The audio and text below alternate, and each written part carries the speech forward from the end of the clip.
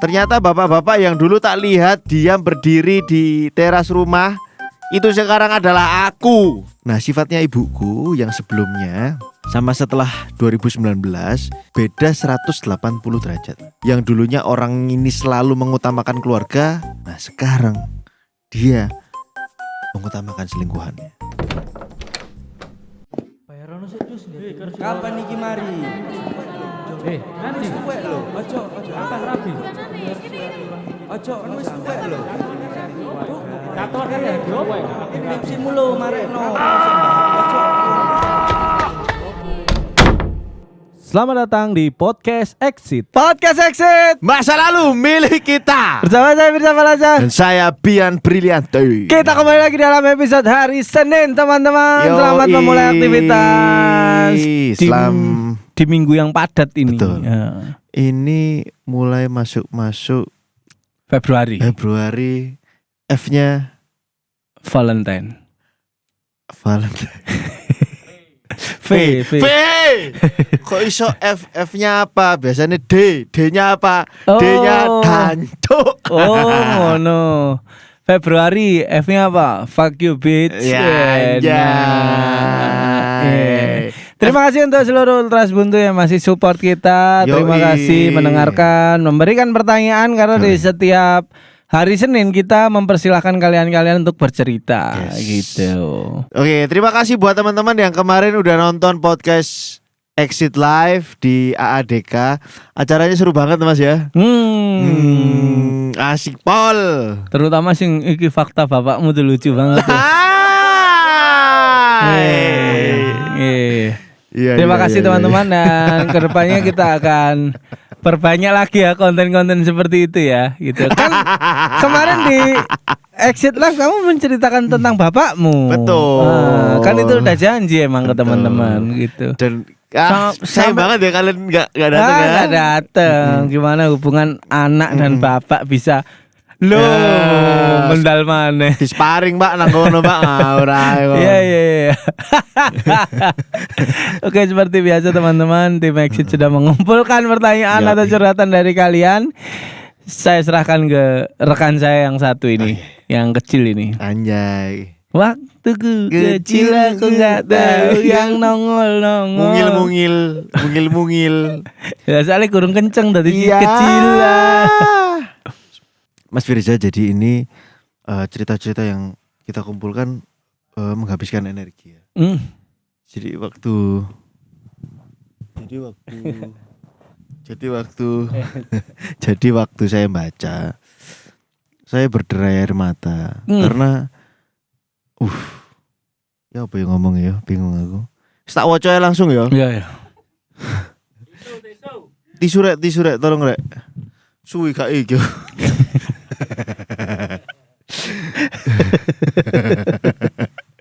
Mesti lah sih Firza iki ancuk. Raimu ngocok. Kayak tisu dari berderai air mata, air mani. Iya. Oke, teman-teman, mulai dari yang ringan-ringan dulu. Ringan-ringan dulu. Ya, asik. Patah. Oke. Siang Mas Fir, Mas B, izin cerita apa yang aku alami. Butuh pencerahan dan masukan dari mas-mas kalian. Jangan dibaca ya namaku Lanang. Dia akan bercerita tentang istrinya, Mas. Ceritanya aku sudah menjalin pernikahan berjalan selama 3 tahun dan memiliki 1 anak. Posisi istri ikut aku merantau ke Jakarta dan semenjak hamil istri sudah tidak bekerja lagi. Oh, terima kasih Mas. Ini ya, hampir saja saya sebut. Ternyata memang banyak sekali pendengar-pendengar dari Jakarta dan ternyata memang perantauan Mas Firza. Oke. Nah, bukan gak boleh kerja, tapi mungkin karena gap year selama hamil dan melahirkan menjadikan panggilan pekerjaan belum datang juga. Jadi sempat cuti ngono lho Pak, resign terus mari ngono waktu gap year atau jarak antara punya anak sampai pengen kerja lagi itu terlalu jauh. Istriku masuk fase jenuh terhadap kehidupannya yang menurut sudut pandang dia monoton dan gitu-gitu aja. Diam di rumah, urus anak, dan lain sebagainya. Aku sebagai suami juga berusaha gak patriarki, yang mana semua urusan rumah dikerjakan sama istri. Namun istri merasa bahwa posisinya di dalam rumah hanya seperti BABU. Nah, padahal semua pemasukan saya sudah saya berikan ke istri. Saya gak pernah minta apa-apa dan menuntut apapun. Namun ketika dalam fase capek, istri selalu sambat. Gitu dan marah-marah. Ujungnya minta untuk pulang ke Surabaya dan kerja di sana. Yang mana menurutku itu gak perlu dilakukan. Dan aku berusaha selalu provide seluruh kebutuhannya. Nah, apakah aku ini salah sebenarnya melarang istri untuk kerja di Surabaya? Posisi rantau sudah ada rumah dan kendaraan. Yang mana kami gak perlu lagi menjadi kontraktor seperti keluarga baru pada umumnya. Jadi dia udah menetap, udah menjadi residen lah ya. Udah menjadi residen di Jakarta. Wis enak ngono lho. Itu menurut Mas Fir, Mas B, kondisi ini apa yang sebaiknya aku lakukan dan ambil langkah. Nah, mohon pencerahan dan masukannya. Istri sempat keluar dari rumah beberapa bulan lalu. Semua orang WA telepon gak dijawab sampai ibunya yang posisi lagi umroh harus kepikiran ini. Akhirnya dia balik malam hari mungkin capek. Nah tapi opo ya masuk akal ninggal anak umur 1 tahun mas. Awalnya aku coba terapin pesan bapaknya. Kalau ada masalah cerita ke mertua, jangan ke orang tua kandung. Tapi hasilnya nihil. Pihak ibu sana selalu anggap anaknya yang benar. Akhirnya daripada rame tak terima saja. Ternyata bapak-bapak yang dulu tak lihat diam berdiri di teras rumah, itu sekarang adalah aku. Semoga bisa dibaca dan diberi POV dari orang lain. Terima kasih. Monggo Mas Firza. Nah, ini pertanyaan cocok ya buat Mas Firza juga ya, karena pengalamannya di bidang rumah tangga luar biasa. Udah 4 kali nikah kalau nggak salah dia. Dan beda-beda juga kasusnya. 8 kali nikah. 8 dengan orang yang sama.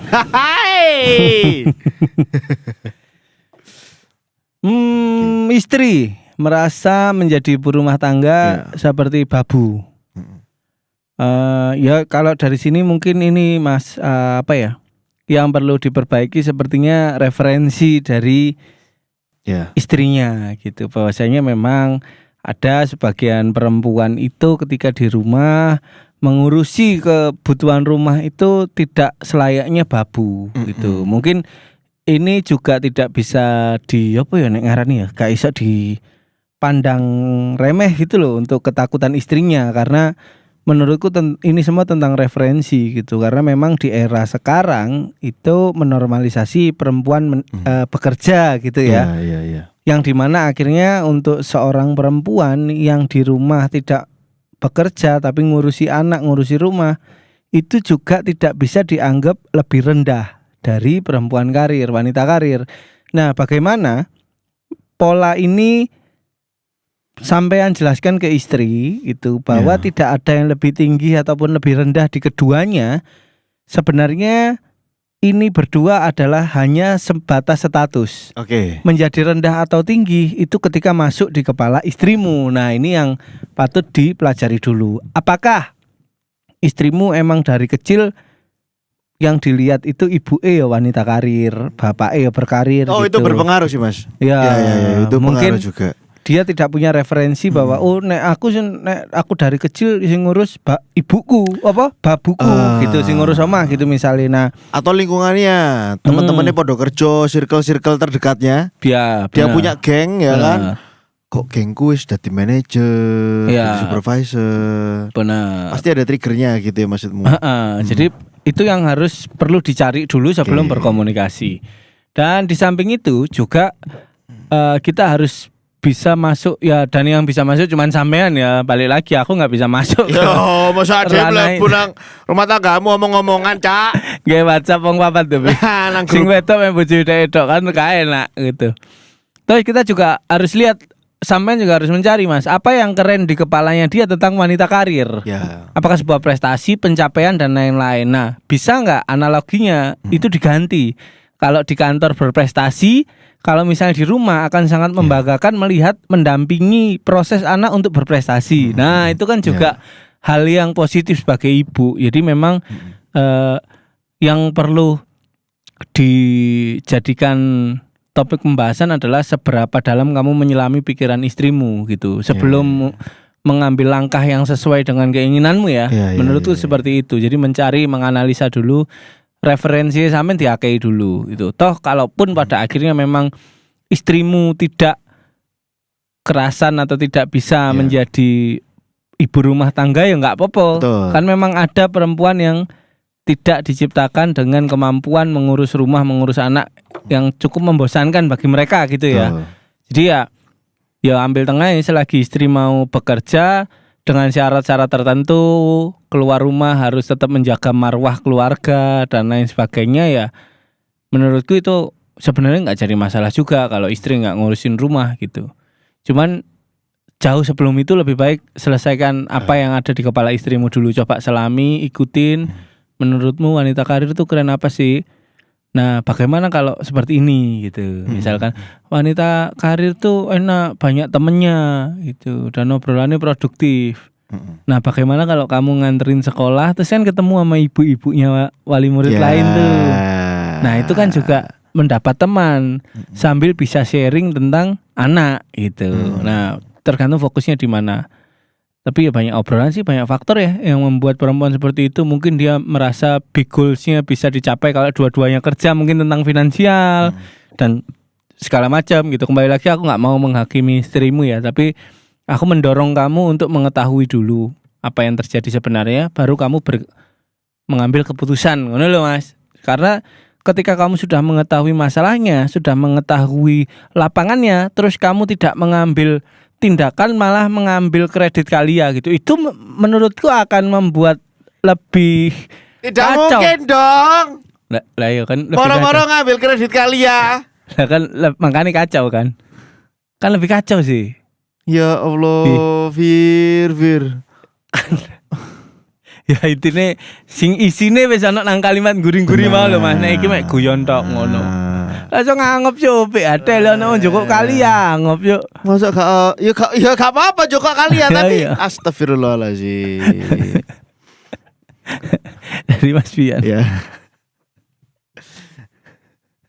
Tapi gak apa-apa Mas Joko kalian. Sing pokoknya aja sing abang ya mangkel lah ndelok kali abang. Diterusno Adeli. Asu. Yang pertama yang terjadi di istrinya jenengan itu adalah identity crisis ya, krisis identitas atau kebingungan bahwa antara mengambil peran sebagai yaitu yang diterangkan Mas Firza itu kurang lebih kalau diteorikan itu tentang aku iki sapa sih? Apa sih sing tak pengen iki? Ya kan? Krisis identity namanya. Identity crisis kalau bahasa Inggrisnya, di bahasa Indonesia kan ya krisis identitas. Oke, kayak ya wong laki suki gitu ya. Ya sama identity confusion. Berarti termasuk hal yang baru bagi istrinya. Iya, baru dan dia ada kebingungan, ada kegelisahan. Aku kok bedo ya ambek arek-arek gitu. Kok gak entuk kerja terus yo. Terus dia merasa value untuk menjadi seorang ibu rumah tangga itu kok gak berharga ngono loh. Ada persepsi tentang ibu rumah tangga yang salah di kepalanya mbaknya itu tadi. Dan itu memang harus dibicarakan kadang-kadang ya. Pembicaraan antara suami ambil istri itu tujuannya adalah menggiring, bukan mendengarkan. Paham gak Mas? Paham. Iki kudu dibenerno iki mindset iki. Nah, istrimu lek mbok ajak ngobrol kayak ngono, pasti terbaca. Aku nanti mbok pengaruhi toh ben aku hidup berdamai dengan menjadi ibu rumah tangga kan pilihanmu gitu. Iki lah pilihanmu toh, iki arahanmu toh gitu. Itu yang sebenarnya juga akan dibaca oleh seorang istri. Nah, maka dialog yang baik adalah wis ngomong sak jeplak-jeplakmu apa wis gitu. Dan kita akan temukan solusinya di tengah apa. Benar. Karena ada beberapa hal yang soal krisis identitas. Yang kedua adalah dia tidak melihat bahwa Jakarta adalah rumahnya. Dia tidak melihat bahwa dirimu dan anak yang ada di sana itu adalah rumahnya. Rumahnya itu dalam arti sesuatu atau zona yang membuat dia nyaman dan aman ya Mas, maksud gue. Buktinya apa yo? Dia meninggalkan rumah itu, bahwa ternyata dia nanti ketika dia analisa ya ancen gak duwe tanggung jawab sih wong iki gitu. Itu satu hal, tapi hal lain bahwa dia ngerasa bahwa iki I don't belong here, aku kayak gak ning kene. Karena Surabaya itu bukan hanya tempat rantau, bukan hanya tempat Jakarta. ya Jakarta kan dia pengen balik ke Surabaya kan. Bukan hanya tempat pulang, tapi dia merasa bebas ning kono ono circleku, ning kono ono kanca-kancaku, mungkin loh ya, sekali lagi mungkin. Tapi itu ya Mas ya, bahwa ternyata yang harus diluruskan dalam kasus ini adalah bahwa aku iki layak gak yo untuk memberikan keamanan dan kenyamanan untuk istriku. Karena ketika dia ngomong aku wis ngekekno kabeh penghasilanku, ngono ya. Aku wis ngekekno kabeh penghasilanku. Ternyata enggak cuman itu yang dibutuhkan oleh seorang istri. Benar. Sing kamu tidak mungkin ya, aku membaca dan menuduh aja ini. Kamu bukan menuduh karena kan gak ngerti kan. Iya, benar. Aku nuduh aja. Mungkin kan sehari-hari hanya sibuk kerja, tidak menjalin hubungan komunikasi ringan atau cisi-cisi sing gudong-gudong, dulit-dulit, guyon cilik, ngelepokno wortel. Anjur. Nang masakane lho, Beb. Iya, oleh Beb. Ngewangi masak. Iya, Beb. Tadi kan wortelnya sih potong kecil-kecil. Aku dene dilepokno bolongan irung, Beb, kan bahaya. Pikiranmu lho. Misalnya bojoe lagi masak, dirangkul toko ngguri. Wis dipotong ini wortel baru tuh dimasuk. Nah, gitu loh maksudku. Masukno wortele. Pah. Iya wortele, benar. Apa sih? Benar. Aku juga menebak ke sana. Mau cuma bingung untuk masuk ke obrolannya arah pembicaraan ke sana. Betul. Kenapa dia merasa babu? Nah, itu juga perlu diobrolin. Iya. Definisi babu koyo apa? Oh ya mungkin ngurusi omah tok, gak tau dijak omong bojoe, gak tau dirangkul kan gitu kan. Babu kan. Babu gak tau kerja mbek bojoe kan. Betul. Nah, mungkin seperti itu Mas. Gambaran itu yang ada di kepalamu. Makanya aku selalu ngajak ngobrol, coba pecahkan masalah ini gitu. Karena ya ngono iku Mas. Abote dadi wong lanang itu ya seperti itu. Kadang hal yang dari kecil yang kita tahu bahwasanya rumah tangga akan aman ketika finansial aman itu ternyata tidak. Anggap saja finansial itu cuma 40% teko kelancaran rumah tangga. 10% ini perhatian kasih sayang, 10% ini berbuat adil, 10% ini berbuat tegas. Mungkin ada sekian persen lebih kecil lagi untuk apa dan segala macam gitu. Jadi ya memang menurutku dengan sampean mengutarakan aku memberikan semua penghasilanku mostly kurang deh. Wah, mostly. Anak mostly saiki ajar maneh. Kurang bukan secara nominal loh maksudku, tapi peranmu sebagai suami ini yang kurang sepertinya gitu. Ya. Mungkin istrimu tidak suka dengan kalimat-kalimat yang sifatnya menuntut, misalnya gak kayak kopi tau apa. Misalnya dia ngerasa jancok dibabukno ngene iki gitu. Iya. Nah, misalnya kopi biro rek. Nah, guyon gitu nek bahasaku. 2000. Temenan. Emang warung. Emang buka warung. Iya. Gitu ya Mas ya. Jadi memang sisi confidence dari istrimu juga harus dibangun untuk mencapai tingkat confidence istrimu ya kasih perhatian, kasih pendampingan dan segala macam gitu. Aja langsung ditekuk cuklek, kasihan juga. Dan bener gak lek wedok iku memang lebih suka perhatian yang kecil tapi setiap hari. Iya benar. Iya kan konsisten. Daripada langsung ben tanggal 27 dikei gaji ngono enggak deh guys. Mungkin setiap Rebo gitu dhek mari kelamben metu kamar. Mau kemana sayang? Ngono. Hah? Enggak kemana-mana. Kok cantik hari ini. Langsung ini deh. Iya langsung ngono mesti. Langsung nguculi rambut. Ini langsung. Masuk pinarak Mas, kamar kosong. Iya benar. Ya, mungkin sih. Ya seperti itu kali Mas ya. Semoga menjawab dan semoga bisa menjadi bahan obrolan. Nek memang istrinya susah untuk diajak ngobrol, kok kan ngrungokno episode iki. Iki aku sing takok sayang dan solusinya dikon ngobrol. Jalan pintas. Dan solusinya koyo masalahnya ning aku. Iya, yes. Pertanyaan selanjutnya Pi, semoga menjawab. Oke, pertanyaan selanjutnya. Pertanyaan selanjutnya. Sing rada abot sithik iki. Oh, tuh abot, mau ringan lah hitungannya. Waduh. Iki lah. Dikei judul ngerti gak? Dikei judul ambek admin nih. Apa? Ibu Dajjal. Ibu Dajjal. Yo Wah, iki rada Iya kan? Iya. Iya kan? aduh Iya. gak relate tuh. Gak relate tuh. Gimana? Tapi ono nah iya. Ya, oke, kita harus mendengarkan dulu sih. Salah satu hal yang membuat orang-orang bercerita telanjang di exit ini karena kita bacakan dengan lantang, Mas. Benar. Kita dengarkan karena mungkin ya banyak juga orang-orang yang punya masalah yang sama. Benar. Cak amit cak iki bucel lagi pensilnya. Pensilnya bucel. sorry. Gak bisa loh. Oke. Ini teman-teman saya mohon maaf kalau agak macet-macet karena pertanyaannya itu full bahasa Jawa. Oh, jadi mau translate. Ya, saya Oke. harus translate supaya teman-teman yang lain juga ikut memahami. Boleh. Jadi gini Mas, aku wong lanang, aku adalah laki-laki umur 23 tahun, punya istri dan anakku umur 5 bulan.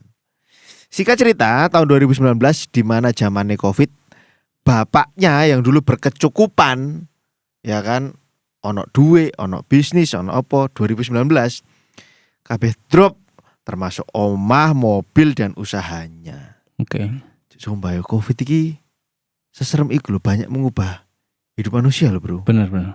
Nah, sifatnya ibuku yang sebelumnya sama setelah 2019 itu beda 180 derajat. Gitu.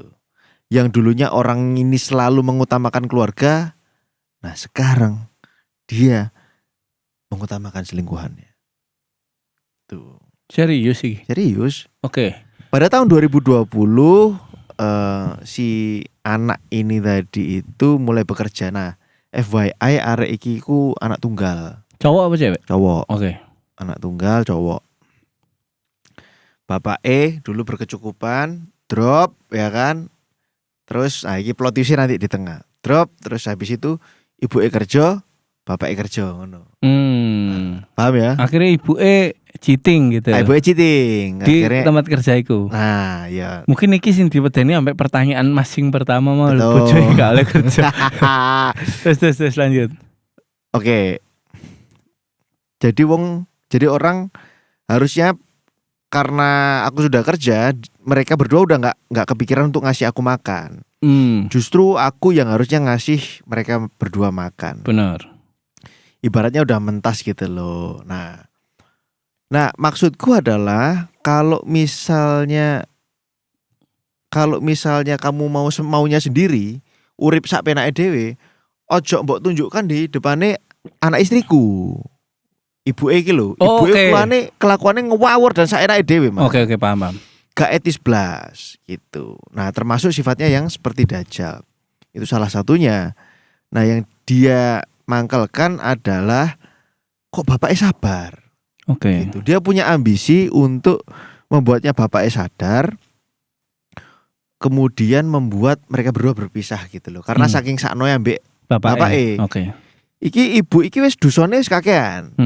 Sakno gitu. Dan si cowok ini berpikir bahwa bu kon iku mending mati ae. Timbangane urip luwih dawa, dosamu luwih akeh, hukumanmu luwih abot. Oke. Dan lek awakmu mati saiki, bapak juga nanggungnya gak abot-abot. Gitu. Karena mungkin di Islam ditanggung ya. Ya. Gitu.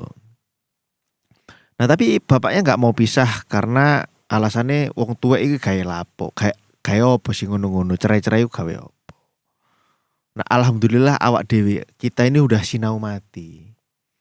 Nah, sinau mati ambek sinau nguripi. Jadi gini, konsepnya bapaknya adalah ada 4 babak kehidupan di hidupnya laki-laki. Yang pertama adalah sinau diuripi, belajar dihidupi. Belajar dihidupi. Oke. Belajar sambil dihidupi. Lalu belajar hidup. Itu babak kedua. Babak ketiga adalah belajar menghidupi. Oke. Ya kan itu sudah jadi bapak ya. Kalau sinau mati, belajar tentang kematian. Gitu. Nah, si bapak ini wis ngerasa dewi wis di babak akhir gitu loh. Nah, balik lagi kenapa kok dia nyuruh pisah, karena ya itu tadi udah satu atap. Jadi FYI teman-teman, bapak ibunya dia ini ada di Krian, ibunya ada di Wiyung. Nah, ibu E itu ambek selingkuhannya turun ning Krian. Itu. Jadi pagi kerja ning Krian gitu. Semari kono pindah nggo ambek bapake ngono. Setiap malam itu. Si cowok ini udah kerja lebih dari UMR tapi yo memilih untuk gak nguripi karena memang mereka berdua susah dibilangi gitu. Oke. Ibu E juga gak mau dihidupi dan dibuka no usaha karena gak gelem aku mending kerja ngene karena akeh konco. Dan plot twistnya adalah bapak ibunya ini kerjanya adalah ojol. Dua-duanya. Dan selingkuhan ibu E iki adalah ojol pisan. Gitu. Maksudku ya lek kon golek ya ojo pas ngono lho. Mending kon golek sing luwih dukur ngono lho. Enggak, ya. Gitu. Nah, banyak sekali konflik yang terjadi antara sapa jenenge ibu E ambek maratuwane ya sering konflik.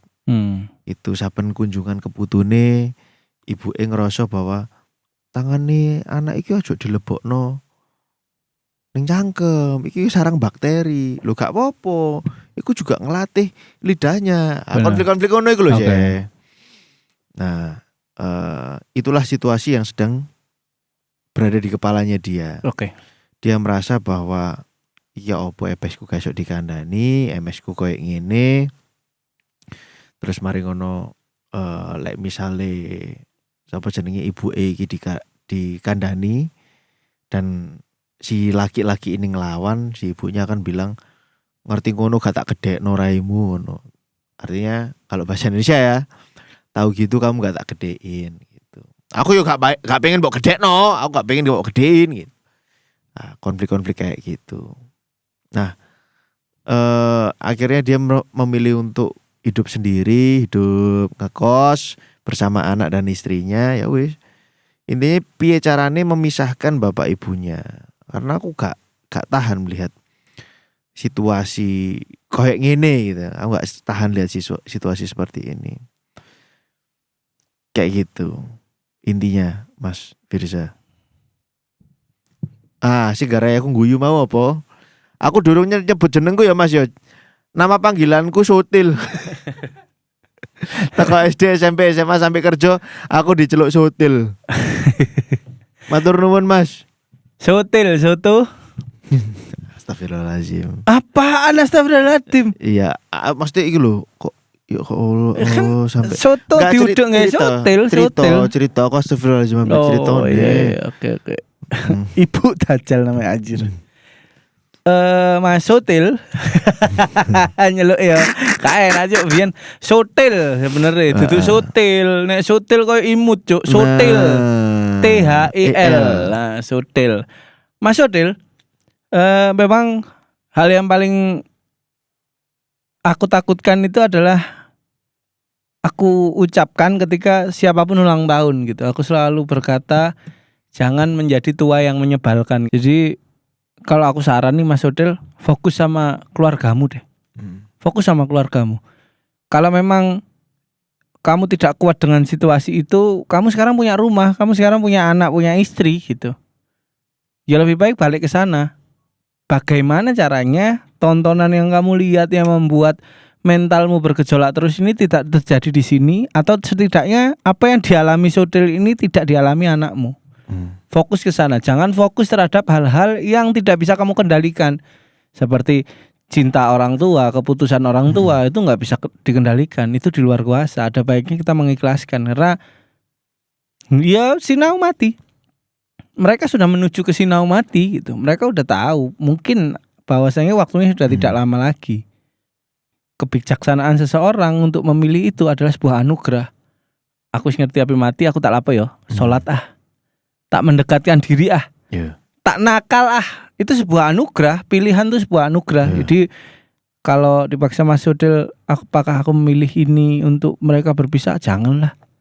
Fokus di masa depan anakmu sampai bojomu. Apa yang terjadi di orang tuamu itu adalah pelajaran, gambaran untuk kamu bisa menata keluargamu. Itu. Ben nggak jadi copy paste. Itu kan manusia tuh. Ben nggak copy paste. Karena kelakuan pasti copy paste ya. Gitu. Jadi aku ya terlalu mengeluarkan effort untuk hal yang tidak penting menurutku, Mas Udil. Mengganggu pikiran, iya. Tapi tumbuh kembang anakmu sangat nikmat rasanya untuk disaksikan seorang bapak, seorang Sudil iki. Gitu ya. Kalau aku ya. Kalau aku anjing iki kut apik iki. Wah, iki. Kamu harus fokus kepada keluarga yang kamu buat daripada keluarga dari mana kamu berasal. Keluarga dari mana kamu berasal itu memang sesuatu yang harus kamu hormati ya, karena itu membangun, mendidik kamu. Tapi keluarga yang kamu buat dengan sengaja, iki ngomongno soal lanang ya terutama ya. Iku butuh kebergantungan seorang ayah sing tatak, sing fokus, ning tegas, determinasi tinggi, ngerti apa sing digawe, dan memang fokus ke hal-hal yang di luar kontrolmu itu akan membuat kamu rentan depresi, Mas Bro. Benar. Kamu akan punya pikiran bahwa emosimu itu bergantung pada situasi ibumu. Ibu rodok manipulatif BTW, tak woco-woco maneh kan. Iya.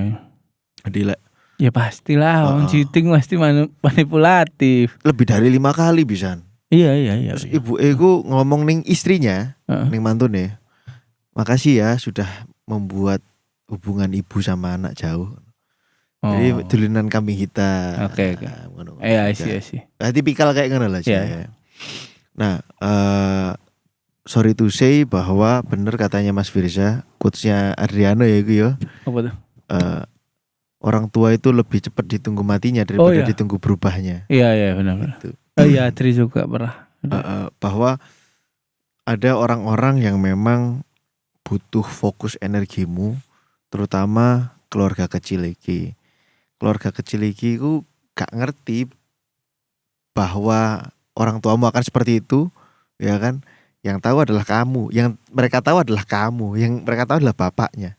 Mungkin kan ada lek jarene netral iku pertempuran hati ngono ya. Ah, cok aku duraka gak yo? Ah, cok aku anak tunggal, cok. Kok tak ngenekno ya opo yo? Ah, ngono lho, Cek. Khas pemikiran anak pertama di situasi kayak ngono iku lho. Gitu. Gak apa-apa Mas, ambil sikap, tentukan batasan. Oke, aku ngewangi sampai di titik ini. Aku akan ngewangi sampai di titik ini. Kalau enggak, memang akan banyak cerita tentang tetangga, tentang ya banyak lah orang-orang di luaran sana sing tatak belani keluargane dhek awakmu terus sirkus sing nyekel keseimbangan ya kayak ngono lho. Wong sing tatak menyeberangi iku bahkan ono filmnya kan. Ya satu dari sekian yang berhasil gitu. Lek kon tatak masalahnya sing mbok gowe iki keluarga dan anakmu cuk kon tiba-tiba kabeh iki. Iya, sangat riskan banget gitu kan? Dan maaf ya saya potong anak dewe kan barbershop. Kok nggak romping ini. Dan untuk menetralkan pemikiranmu ya gini, aku gak mentolo ndelok bapakku, melihat bapakku seperti itu Mas Fir, atau mendapatkan sikap dari ibuku seperti itu sampai ibu dajal gitu ya. Ya mesisan ledeh pisan ae yo. Getno. Cuman gini, kita ngobrol bertiga nih. Mas Sodil sebagai bapak, kon dadi bapak, aku dadi bapak. Piala tertinggi di sebuah kehidupan untuk seorang bapak itu hanya melihat anaknya mahir dalam kehidupan. Anjay, bener itu. Setelah itu selesai. Mungkin kenapa bapakmu bertahan, bapakmu pasrah, bapakmu ngalah, karena bapakmu sudah melihat Mas Sodil iki wis lebih baik dari dia. Jadi memang dia tidak membutuhkan apa-apa lagi mungkin dalam hidup ini. Makanya dicurangi. Terserah curangi opo. Aku duwe anak lanang sing iso tak banggakan. Iya. Suara-suara minor dari tetangga, dari konco. Merinding anjing. Sepertinya aku tidak peduli itu.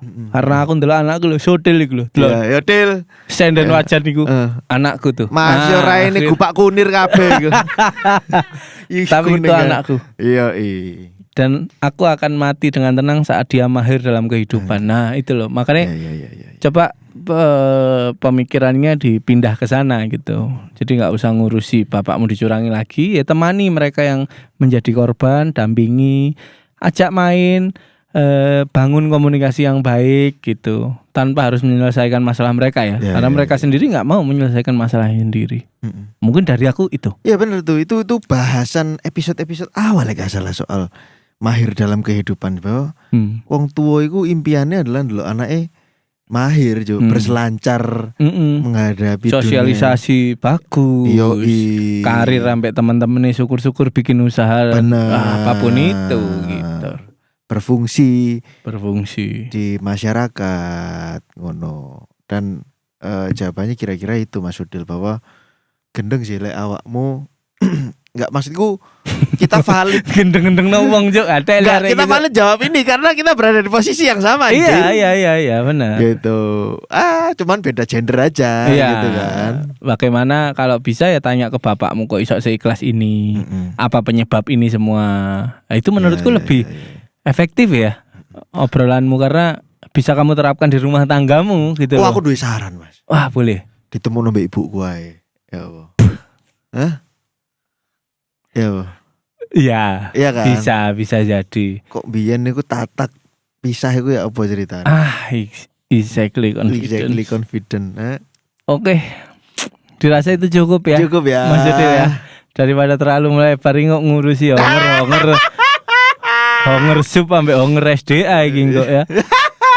Oke lah kalau begitu. Terima kasih untuk Ultras Bonto yang sudah mengirimkan curhatannya. Ya. Nggak usah malu, nggak usah sungkan, nggak usah merasa merepotkan karena Ada tambahan dari Mas Util, apresiasi belum tak baca. oh boleh. Sorry yo Mas Dowo, aku bingung cerita kemana. Temen plekku, sahabat baikku itu sudah kerja di Kalimantan. Oh. Aku sudah gak punya tempat cerita lagi. Pokoknya sukses selalu buat podcast Exit. Semoga konsisten di dunia akhirat, gak cuman Mas Bian karo Mas Firza tok. Seluruh kru podcast Exit termasuk Mas Bre, Mas OP dan Mas Cimeng dan Mas Randy loh, tepuk tangan. Ini loh. Soalnya podcast Exit siji-sijine sing gawe moodku apik. Pesan morale oleh ambek selalu ono solusi dan nasihat dan saran teko kalian berdua di kacamata psikolog dan wong mendem. Mantap Sodil, terima kasih. Iya. Wong mendem kok mbok rungokno, heran aku kon iku. Tapi enggak apa-apa. Ya. Ono sing tes di take down. Tidak apa-apa. Aku tuh berdasarkan orang lain bercerita. Ya. Nah, itu jadi nggak apa-apa. Makasih ya Sodil. Semoga rumah tanggamu bisa kamu bentuk lebih baik dari yang pernah kamu jalani. Amin ya Allah. Tetap di podcast Exit. Masa lalu milik kita.